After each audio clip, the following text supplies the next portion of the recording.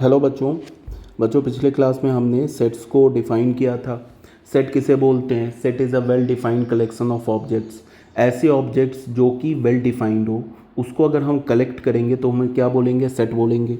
उसके बाद फिर हमने सेट के रिप्रेजेंटेशंस किए थे। सेट को टू टाइप से हम रिप्रेजेंट कर सकते हैं। First type is roster form, second type is set builder form.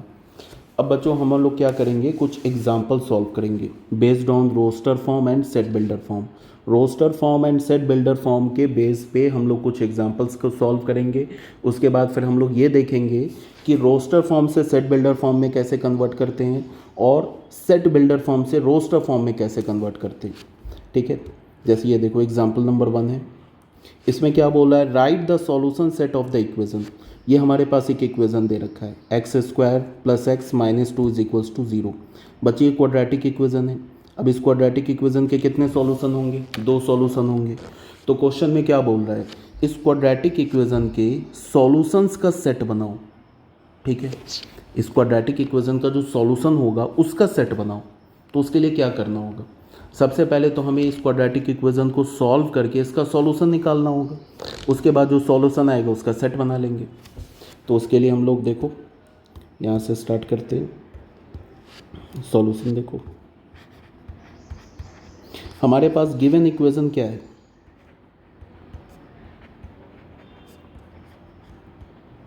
बच्चे गिवन इक्वेशन है x square plus x minus two is equals to zero.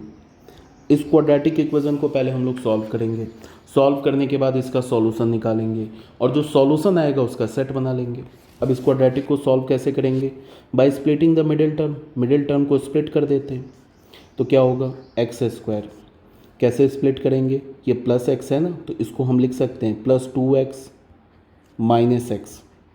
X को क्या लिखा हमने? Two x minus x minus two is equals to zero. ठीक है, उसके बाद क्या किया बच्चे? यहाँ से हमने कॉमन ले लिया, x कॉमन ले लिया पहले दो टर्म में, तो हमें क्या मिल गया? x plus to. इस दो टर्म से माइनस कॉमन ले लिया तो क्या मिल जाएगा? x plus two is equals to zero. अब बच्चे दोनों टर्म से, ये फर्स्ट टर्म और सेकेंड टर्म, इससे हमने x प्लस टू कॉमन ले लिया तो हमें क्या मिलेगा? x minus one is equals to zero. ठीक है, अब ये तो प्रोडक्ट ऑफ टू टर्म्स है, तो एक बार क्या करेंगे हम लोग? x प्लस टू को ज़ीरो से इक्वेट करेंगे और x माइनस वन को ज़ीरो से इक्वेट करेंगे। तो यहाँ से बच्चे क्या मिलेगा हमें? यहाँ से मिला हमें x is equals to minus two और x is equals to one. ये दो मिल गए ना सॉल्यूशन। इस क्वाड्रेटिक के दो सॉल्यूशन मिले। फर्स्ट सॉल्यूशन क्या है? x is equals to minus two and second solution क्या? x is equals to one. अब आ जाओ क्वेश्चन में क्या बोल रहा है बच्चे? क्वेश्चन में बोल रहा है write the solution set of the equation. इस इक्वेशन का जो सॉल्यूशन आएगा उसका सेट बनाओ। किस में? रोस्टर फॉर्म में। ठीक है, तो हमने अज्यूम कर लिया कि हमने ऐसे बोला कि लेट, हमने बोला कि let capital S be the set of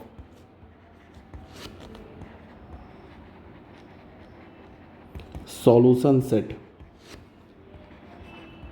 of the equation x square plus x minus two is equals to zero. हमने बच्चे क्या बोला?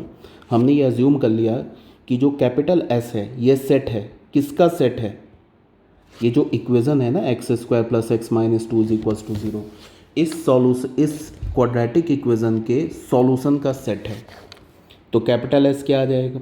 इस क्वाड्रेटिक इक्वेशन के कितने सॉल्यूशंस आए? दो सॉल्यूशंस आए, माइनस टू एंड वन। तो सेट बना लो। ऐसे हो गया, एक माइनस टू और दूसरा हो गया वन। बस हो गया ये हमारा आंसर हो गया। क्वेश्चन में बोल रहा था ना कि right the solution set of the equation. इस इक्वेशन के का हमें क्या करना है? सॉल्यूशन सेट बनाना है और उसको किस में लिखना है? रोस्टर फॉर्म में। तो सबसे पहले हमने क्या किया? सॉल्यूशन फाइंड आउट किया क्वाड्रेटिक को सॉल्व करके। तो हमें दो सॉल्यूशंस मिले, माइनस टू एंड वन। अब इन दोनों का क्या हमने कर लिया? इन दोनों का हमने एक सॉल्यूशन सेट बना लिया which is minus two comma one. Roster form में बनाया तो ये हमारा आंसर हो गया। ठीक है बच्चों, ये हमारा था क्वेश्चन नंबर 1। अब आ जाते हैं क्वेश्चन नंबर 2 में। क्वेश्चन नंबर 2 में क्या बोल रहा है? क्वेश्चन नंबर 2 नहीं, एग्जाम्पल 2। इसमें क्या बोल रहा है? Write the set x. ये बच्चे सबसे पहले क्या है, ये जो सेट गिवन है ना, ये सेट किस में गिवन है, ये सेट बिल्डर फॉर्म में, किस में है, ये सेट बिल्डर फॉर्म में, ये सेट सबसे पहली बात।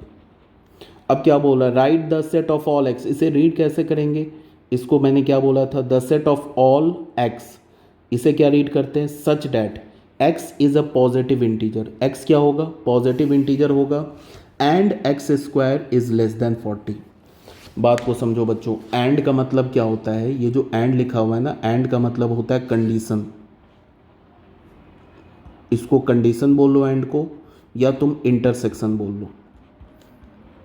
हम लोग करेंगे क्या, पहले क्वेश्चन को ना अच्छे से 2 से 3 बार रीड करेंगे, क्वेश्चन में गिवन क्या है और हमसे क्या पूछ रहा है।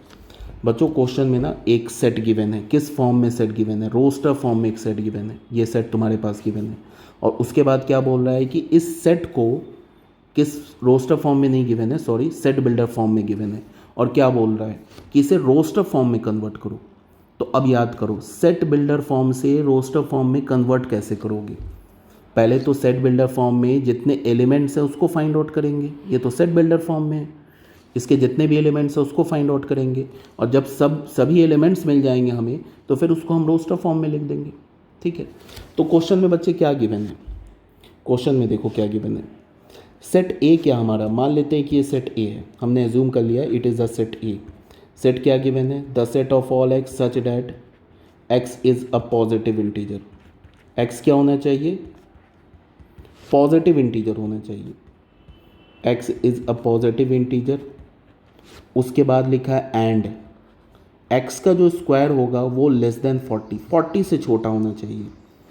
बच्चे यहाँ पे 2 कंडीशन गिवन है, x हमारा पॉजिटिव इंटीजर भी होना चाहिए और x का स्क्वायर 40 से लेस भी होना चाहिए, ये 2 कंडीशन गिवन है। ठीक है, तो देखो क्या होगा, पॉजिटिव इंटीजर, सबसे छोटा पॉजिटिव इंटीजर क्या होता है, अब अगर हम इंटीजर की बात करें तो इंटीजर क्या होता है, इंटीजर होता है ऐसे करके dot dot -3 -2 -1 0 1 2 3 and so on, यही होता है ना बच्चे इंटीजर। इंटीजर कितने होते हैं, इन्फिनाइट इंटीजर होते हैं। अब अगर तुम्हें पूछा जाए कि ज़ीरो क्या है, तो zero is neither positive nor negative, zero positive में भी काउंट नहीं होगा एंड ज़ीरो निगेटिव में भी काउंट नहीं होगा। ठीक है, ये क्या लिखा हुआ है, ये तो निगेटिव इंटीजर लिखा हुआ है, ये क्या हमारा निगेटिव इंटीजर। ज़ीरो क्या है, ज़ीरो ना ही निगेटिव है ना ही पॉजिटिव है, ज़ीरो क्या हमारा non negative as well as non positive, zero को हम पॉजिटिव में भी काउंट नहीं करेंगे एज वेल एज निगेटिव में भी काउंट नहीं करेंगे, याद रखना। और ये जो 1 2 3 ये क्या लिखा है बच्चे, ये तो पॉजिटिव इंटीजर लिखा है, ये क्या लिखा है, पॉजिटिव इंटीजर। अब देखो क्या बोल रहा है, यहाँ बोल रहा है कि x हमारा क्या होना चाहिए, पॉजिटिव इंटीजर होना चाहिए और x का स्क्वायर 40 से कम होना चाहिए। तो बच्चे सबसे पहला हम पॉजिटिव इंटीजर क्या उठाएंगे, सबसे पहला पॉजिटिव इंटीजर हम 1 उठाते हैं, तो 1 का स्क्वायर क्या होगा, 1 का स्क्वायर 1, तो 1 तो 40 से छोटा है, इसका मतलब x का वैल्यू 1 चलेगा। फिर 2 लेते हैं, तो 2 का स्क्वायर क्या होगा, 2 का स्क्वायर आ जाएगा 4, ये 4 भी 40 से छोटा है, तो इसका मतलब 2 भी चलेगा। फिर आते हैं 3, तो 3 का स्क्वायर करेंगे 9, तो 9 भी अगेन 40 से छोटा है, इसका मतलब 3 भी चलेगा। फिर लेते हैं 4, 4 का स्क्वायर करते क्या आएगा हमें 16, 16 भी हमारा क्या है 40 से छोटा है, इसका मतलब 4 भी चलेगा, 4 भी चलेगा, इसका मतलब 4 जो है ये सेट ए का एलिमेंट होगा। ठीक है, फिर उठाते हैं 5, 5 का स्क्वायर क्या बचे 25, और ये 25 इज़ लेस देन 40, इसका मतलब ये जो 5 है ना ये हमारा इस सेट ए का एलिमेंट है। उसके बाद आते हैं 6 पे, तो 6 का स्क्वायर करेंगे आ जाएगा 36, इसका मतलब 6 is also the element of set ए। उसके बाद 7 करते, तो 7 का स्क्वायर क्या होगा 49। अब ये जो 49 है ये तो 40 से ग्रेटर है, इसका मतलब ये जो 7 है ये सेट ए का एलिमेंट नहीं है। समझ में आ रही है बात। तो बताओ सेट ए में कितने एलिमेंट्स आ गए, एक तो 1 आया, उसके बाद क्या आया 2 आया, उसके बाद क्या आया 3 आया, उसके बाद आया 4, फिर आया हमारे पास 5, फिर आ गया 6, 7 नहीं आया, इतनी एलिमेंट्स आए ना। अब इसको हमने कर्ली ब्रैकेट से क्या किया क्लोज किया और इसको लिख दिया सेट ए, यही हमारा आंसर हो गया। बात को सुनो, ये जो सेट ए गिवन है ना यहाँ पे देखो ये जो हमारा सेट ए गिवन है बच्चे, ये जो सेट ए गिवन है, ये सेट, ये किस फॉर्म में लिखा हुआ है? ये लिखा हुआ है सेट बिल्डर फॉर्म में। किस फॉर्म में लिखा है? ये लिखा है सेट बिल्डर फॉर्म में लिखा हुआ है, ठीक है। और ये जो मैंने सेट लिखा है ना, ये किस फॉर्म में लिखा हुआ है? रोस्टर फॉर्म में लिखा हुआ है। समझ में आ रही है बात? ये रोस्टर फॉर्म में बच्चों। और फिर क्या है कि ये सेट ए और ये सेट ए, ये दोनों एक ही सेट है, बट इसका जो रिप्रेजेंटेशन है वो डिफरेंट है। एक तो सेट बिल्डर फॉर्म में है, दूसरा रोस्टर फॉर्म में, ठीक है। बट सेट जो है वो डिफरेंट सेट नहीं है, सेम सेट है, ठीक है। अब देख लो, इन सारे एलिमेंट का स्क्वायर करो, लेस देन 40। ये सभी एलिमेंट्स क्या हैं? एक, ये सभी एलिमेंट्स पॉजिटिव इंटीजर है, फर्स्ट चीज़। दूसरी बात क्या है कि इन सभी इंटीजर्स का जो स्क्वायर है वो 40 से छोटा है, तो ये सेट ए हो गया। अब आ जाओ क्वेश्चन नंबर 3 में। बच्चे क्वेश्चन नंबर 3 में क्या बोल रहा है, देखो ध्यान से। Question number 3 means example 3। इसमें क्या बोल रहा है? इसमें बोल रहा है तुम्हें right the set A in set builder form. Set builder form में लिखो इस सेट ए को। तो सेट ए हमारा क्या है? सबसे पहले बताओ, ये जो सेट को हमने लिखा है ए सेट, ये किस फॉर्म में है? ये बच्चों रोस्टर फॉर्म में। किस फॉर्म में है ये? रोस्टर फॉर्म में। अब इस रोस्टर फॉर्म से हमें इसको कन्वर्ट किस में करना है? सेट बिल्डर फॉर्म में। सेट बिल्डर फॉर्म में कन्वर्ट करना है, पहली बात। दूसरी बात क्या है कि बच्चों ये जो 3 डॉट दिख रहा है ना, ये 3 डॉट किसे रिप्रेजेंट कर रहा है? कि ये जो पैटर्न है ना, ये फॉलो हो रहा है कहाँ तक? अप टू इन्फिनिटी तक। ये 3 डॉट का मतलब क्या है कि ये पैटर्न बच्चे फॉलो हो रहा है अप टू इन्फिनिटी तक। ये जो हमारा सेट गिवन है, ये किस फॉर्म में है बच्चे? रोस्टर फॉर्म में। इसको हमें कन्वर्ट किस में करना है? इसको हमें कन्वर्ट करना है सेट बिल्डर फॉर्म में। तो रोस्टर फॉर्म से बच्चे सेट बिल्डर फॉर्म में कन्वर्ट करने के लिए हम क्या करते हैं? हम हर एक एलिमेंट के पास जाते हैं और देखते हैं कि इन सारे एलिमेंट के बीच में कॉमन प्रॉपर्टी क्या है। कौन सी ऐसी प्रॉपर्टी है जो कॉमन है सभी एलिमेंट में? तो हमने देखा कि ये जो 1 है, ये तो पहले नेचुरल नंबर का स्क्वायर है, 1 का स्क्वायर 1 आ गया। फिर ये 4 क्या है? ये तो सेकेंड नेचुरल नंबर 2 का स्क्वायर है, 2 का स्क्वायर करोगे तो 4 मिल जाएगा। फिर ये 9 क्या है? ये तो थर्ड नेचुरल नंबर 3 का स्क्वायर है। फिर ये 16 क्या है? ये तो फोर्थ नेचुरल नंबर 4 का स्क्वायर है। तो हमें कॉमन प्रॉपर्टी क्या मिली सभी एलिमेंट्स में? हमें ये कॉमन प्रॉपर्टी मिली कि ये सारे एलिमेंट्स जो हैं ये नेचुरल नंबर के स्क्वायर हैं। 1 square is 1, 2 square is 4, 3 square is 9, 4 square is 16, 5 square is 25 and so on. तो ये हमें रोस्टर फॉर्म में गिवन है। अब मैंने क्या बताया था तुम लोगों को कि रोस्टर फॉर्म से सेट बिल्डर फॉर्म में कन्वर्ट करने के लिए हम क्या करते हैं? हम लोग सभी एलिमेंट्स के बीच का कॉमन प्रॉपर्टी देखते हैं। तो हमें कॉमन प्रॉपर्टी क्या मिला कि all these elements are the square of natural number. ये जितने भी एलिमेंट्स हैं ये नेचुरल नंबर के स्क्वायर हैं। तो हो गया।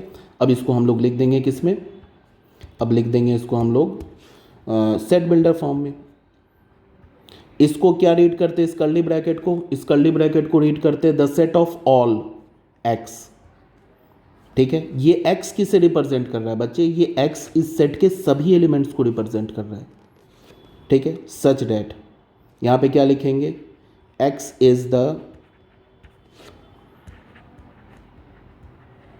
Square of natural numbers.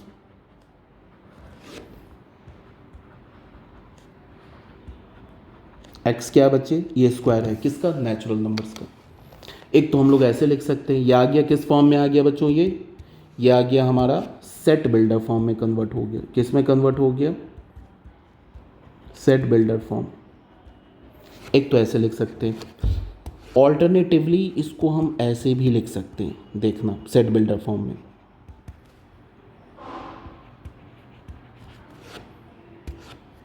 इसको बच्चों हम लोग ऐसे लिखेंगे, द सेट ऑफ ऑल, इसको क्या रीड करेंगे? The set of all x such that x is equals to n square. क्या बोल दिया? एक्स को हमने एन स्क्वायर बोल दिया, where n belongs to natural number. अब मेरी बात को सुनो ध्यान से बच्चे, यहाँ पे जो लिखा हुआ है ना, देखना ध्यान से, ये जो लिखा है ना कैपिटल एन, ये कैपिटल एन किसे रिप्रेजेंट करता है? अगर मैं जब भी तुम्हें कैपिटल एन लिखूँ तो बेटा ये रिप्रेजेंट करता है set of all natural numbers, 1 2 3 4 से लेके जितने भी नेचुरल नंबर्स हैं ना, इसको रिप्रेजेंट किए, इन सभी नेचुरल नंबर्स को कौन रिप्रेजेंट करता है? Capital N. तो अगर मैंने कभी भी कैपिटल एन लिखा ना, इसका मतलब कि मैंने इनफाइनाइट नेचुरल नंबर्स लिख दिए। इस बात को ध्यान में रखना है। अगर मैंने लिखा कैपिटल एन, इसका क्या मतलब है कि मैंने इनफाइनाइट नेचुरल नंबर्स लिख दिए। ये हमारा सेट ऑफ नेचुरल नंबर्स है, और ये तुम लोगों को बता रखा है क्लास में, इसको हम क्या बोलते हैं? Belongs to. क्या बोलते हैं? Belongs to. ठीक है। और ये हमारा क्या है? Small n. अब देखो ध्यान से बच्चे, ये जो हमने लिखा है ना सेट ए को रोस्टर फॉर्म में, सॉरी सेट बिल्डर फॉर्म में, और यहाँ जो लिखा है ये दोनों एक ही फॉर्म में लिखा हुआ है, मतलब सेम सेट लिखा है। इसमें हमने क्या किया है कि थोड़ा लैंग्वेज को ना सिंप्लीफाई कर दिया है। यहाँ पे हमने क्या लिखा है? x is the square of natural number. x क्या हमारा? नेचुरल नंबर का स्क्वायर है।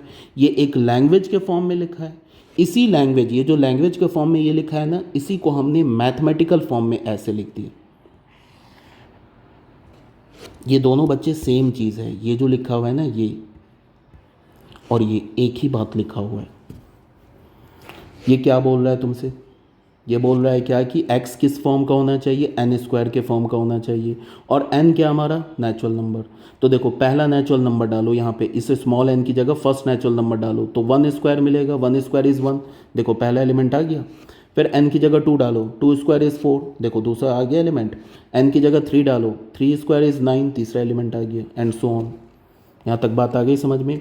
तो तुम अपने आंसर को इस फॉर्म में भी लिख सकते हो, एंड तुम अपने आंसर को इस फॉर्म में भी लिख सकते हो। एग्जैक्टली कोई फ़र्क नहीं पड़ता है। ठीक है। अब बच्चों आ जाओ एग्जाम्पल नंबर 4 में।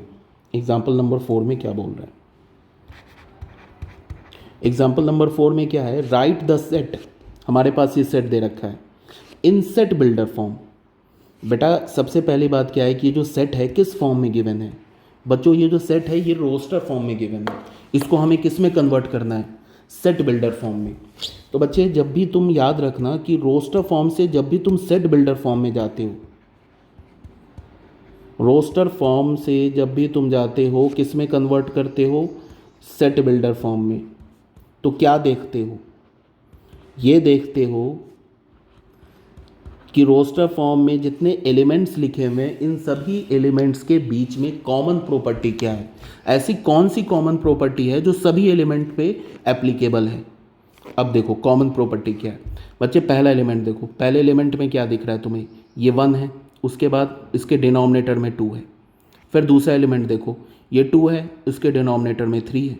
फिर तीसरा एलिमेंट देखो, 3 है, इसके डिनोमिनेटर में 4 है। तो बस इतना ऑब्जर्वेशन से हमें क्या पता चल गया कि numerator is 1 less than the denominator. Numerator क्या हमारा? डिनोमिनेटर से 1 कम है। एक तो तुम ऐसे बोल सकते हो, इसमें क्या है? न्यूमरेटर जो है डिनोमिनेटर से 1 कम है। एक तो तुम ऐसे बोल दो, या तुम बोलो कि जो डिनोमिनेटर है वो न्यूमरेटर से 1 ज़्यादा है। एक ही बात है, समझ में आ गई? या तो तुम बोलो numerator is 1 less than the denominator, या दूसरा क्या बोलो? Denominator is 1 greater than the numerator. एक ही बात है। तो ये रोस्टर फॉर्म से हमें किस में कन्वर्ट करना है बच्चे? सेट बिल्डर फॉर्म में कन्वर्ट करना है। तो कॉमन प्रॉपर्टी तो हमें पता चल गई। अब कॉमन प्रॉपर्टी को लिखेंगे कैसे? एक्चुअल में ना जब तुम 3 4 5 क्वेश्चन सॉल्व करोगे ना तो तुम्हें खुद ही आइडिया लग जाएगा।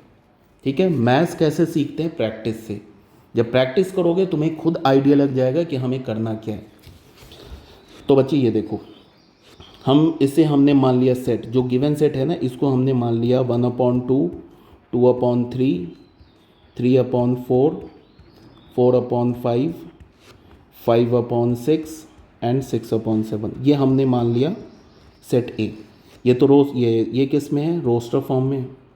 अब इसे हमें किस में कन्वर्ट करना है? सेट बिल्डर फॉर्म में। तो बच्चे उसके लिए क्या करेंगे? देखो, अगर हमने लिखा सेट ए, इसको लिखा the set of all x, ऐसे लिखते हैं। ये एक्स किसे रिप्रेजेंट कर रहा है? इन सभी एलिमेंट्स को। ये जितने एलिमेंट्स हैं ना इन सभी एलिमेंट्स को एक्स रिप्रेजेंट कर रहा है। The set of all x such that.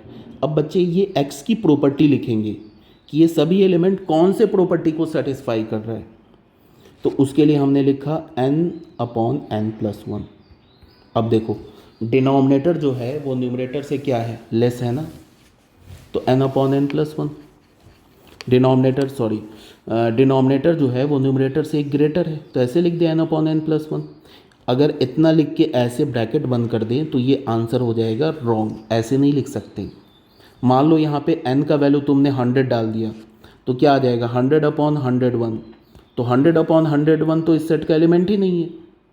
तो इसका क्या मतलब है कि ये जो हमने n यूज़ किया है ना बच्चे, इस पर रिस्ट्रिक्शन देना होगा, ये n पे हमें रिस्ट्रिक्शन देना होगा। क्या रिस्ट्रिक्शन देना होगा, यहाँ पे सबसे पहले बोलना होगा कि n, ये जो स्मॉल n है ये बिलोंग्स टू नेचुरल नंबर, ये नेचुरल नंबर का एलिमेंट है। ठीक है, मतलब ये स्मॉल n की जगह हम क्या डाल सकते हैं, नेचुरल नंबर डाल सकते हैं। अभी भी बच्चे अगर तुमने ब्रैकेट क्लोज किया तो अभी भी ये रॉन्ग हो जाएगा। नेचुरल नंबर n की जगह हमने 50 डाला, तो ये किस में कन्वर्ट हो जाएगा, ये तो 50 अपॉन 51 हो जाएगा। तो 50 अपॉन 51 देख लो, कहीं एलिमेंट है ही नहीं। इसका मतलब कि अभी भी हमारा जो आंसर है बच्चों वो इनकम्प्लीट है।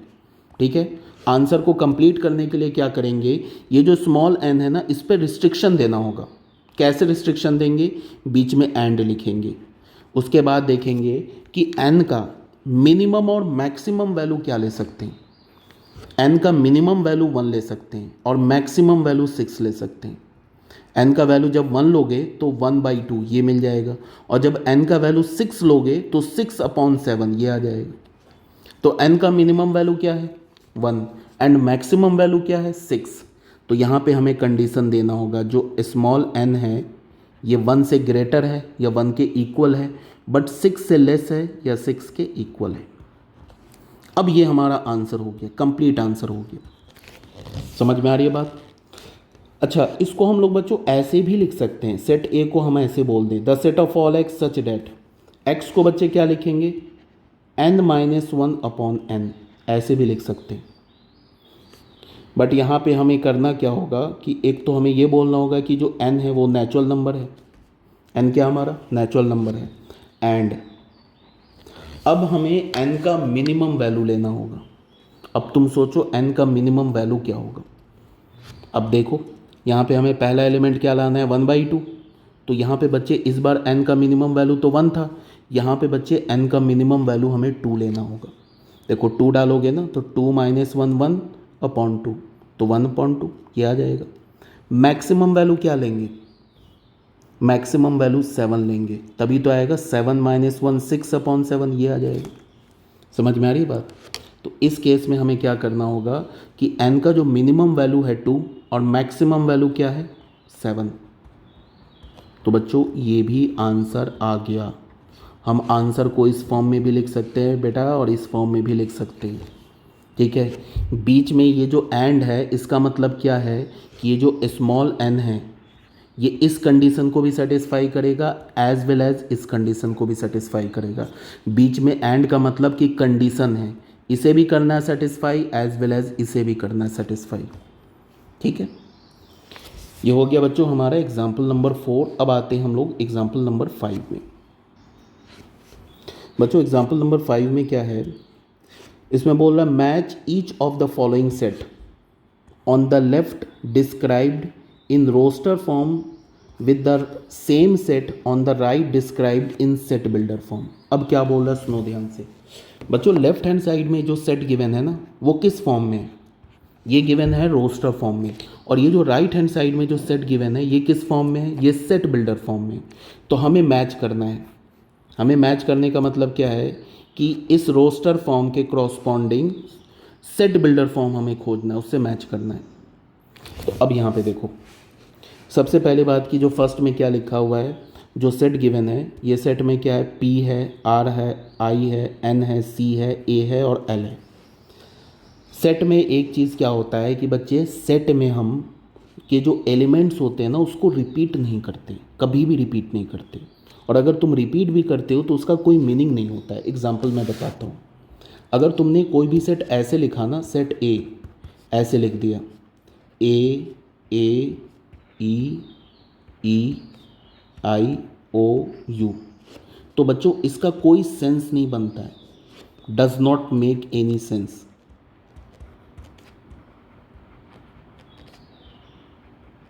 इसका बच्चे कोई सेंस ही नहीं बनता है।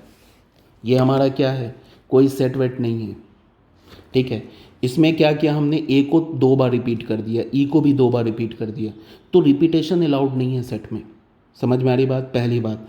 दूसरी बात कि अगर मान लो कोई सेट ऐसे लिखा हुआ है, AEIOU, एक सेट ऐसे लिखा हुआ है, ठीक है। अब मैंने एक बी सेट ऐसे ले लिया, EAOUI, तो बेटा यहाँ पे ये दोनों सेट सेम है, यहाँ पे सेट सेम है तो तुम लिख सकते हो A is equals to B. क्यों दोनों सेट सेम है, बिकॉज हमने जो एलिमेंट्स है ना उसके ऑर्डर को चेंज किया है। इन दोनों में एलिमेंट तो सेम ही है, देखो यहाँ भी A है, यहाँ भी A है, यहाँ भी I है, यहाँ भी I है, O है O है, U है U है, E है E है, सारे एलिमेंट तो सेम है। तो इसका मतलब कि इन दोनों सेट में, सेट ए और सेट बी में एलिमेंट्स तो सेम है बट ऑर्डर डिफरेंट है, तो सेट में ऑर्डर भी मैटर नहीं करता है। तो आपको याद क्या रखना है कि order as well as repetition does not make any sense in a given set. ये बात आपको याद रखना है। एक तो याद रखना order and repetition.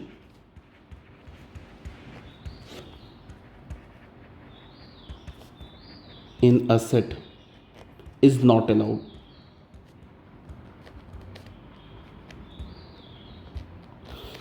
Repetition is not allowed. Order जो है इससे क्या होता है, does not effect any set, does not effect the set. Order जो बच्चे सेट को इफेक्ट नहीं करता है, मतलब कि सेट ए ऐसे लिखो, ABC लिखो या BAC लिखो, कुछ भी लिखो, ऐसे लिखो या तुम लिखो CAB लिखो, ऐसे लिखो, एक ही बात है। ऑर्डर चेंज करने से सेट चेंज नहीं होता है और रिपीटेशन तो अलाउड ही नहीं है। यहाँ तक बात समझ में आ गई। अब तुम्हें समझ में आ जाएगा ये क्वेश्चन।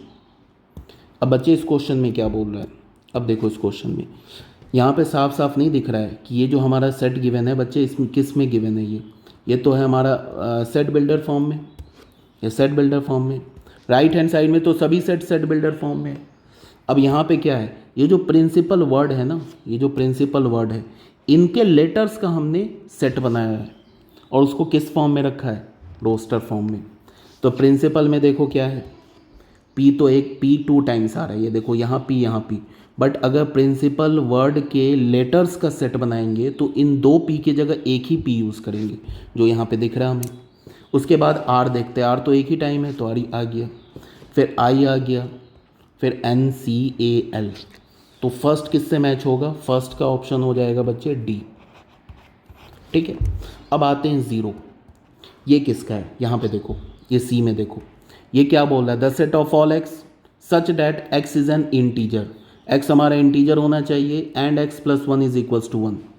मतलब क्या बोला, उन सारे एलिमेंट का सेट बनाओ जो इंटीजर भी हो और इस इक्वेशन को सेटिस्फाई भी करे। तो बच्चे इस इक्वेशन को कौन सा इंटीजर सेटिस्फाई कर रहा है, 0। x की जगह 0 डालो, left hand side is equals to right hand side. इसका मतलब क्या कि सेकेंड का ऑप्शन क्या हो जाएगा, C। सेकेंड का ऑप्शन C होने का मतलब कि ये जो सेट गिवन है ना, ये रोस्टर फॉर्म में है और यही सेम सेट C के किस फॉर्म में लिखा हुआ है, सेट बिल्डर फॉर्म में। अब आते हैं बच्चों थर्ड में। थर्ड में क्या, 1 2 3 6 9 18। ये बच्चे साफ साफ गिवन है कि यहाँ पे सेट A इसका ऑप्शन है। इसका क्या है, A। कैसे, ये देखो डिवाइज़र ऑफ 18 के डिवाइज़र तो देख लो, 1 भी 18 को डिवाइड करता है, 2 3 6 9 18, ये सारे क्या हैं, डिवाइज़र ऑफ 18। तो ये 18 के जो डिवाइज़र हैं ये किस फॉर्म में लिखे हुए हैं, सेट के रोस्टर फॉर्म में। और यहाँ पे सेम सेट किस फॉर्म में गिवन है, ये सेट बिल्डर फॉर्म में। देखो, the set of all x such that x is a positive integer and x is a divisor of 18। Clear है। अब आ जाओ फोर्थ में। फोर्थ में 3 - 3, बेटा ये तो ऑब्वियस सी बात है, बचा क्या B, तो इसका ऑप्शन क्या हो जाएगा, इसका ऑप्शन हो जाएगा B, इसका B ऑप्शन हो जाएगा। कैसे, यहाँ पे क्या बोल रहा है, the set of all x such that x is an integer and x square minus 9 is equals to 0। बच्चे अगर तुम x square minus 9 is equals to 0 इसको सॉल्व करोगे तो एक्स स्क्वायर का वैल्यू 9 होगा, यहाँ से हमें एक्स की वैल्यू क्या मिल जाएगी, +-3 मिल जाएगी।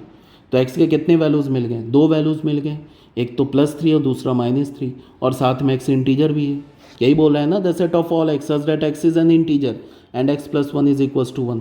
तो 2 ऑप्शन आ गए, 3 एंड -3। आई होप यहाँ तक क्लियर होगा एग्जाम्पल 5 तक।